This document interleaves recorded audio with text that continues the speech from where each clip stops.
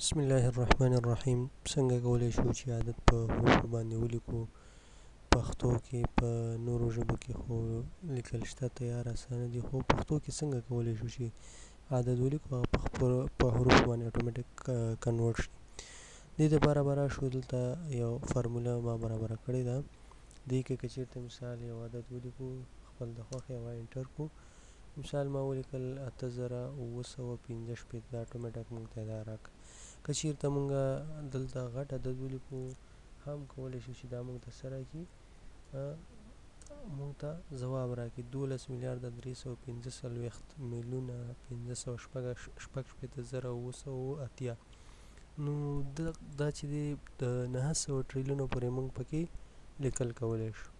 نو که چېرته ستاسې ضرورت وي دغې فارمولې ته، نو لومړی چینل سبسکرایب کړئ او بیا چې دی ایمیلونه مو په کمنټ کې پرېږدئ.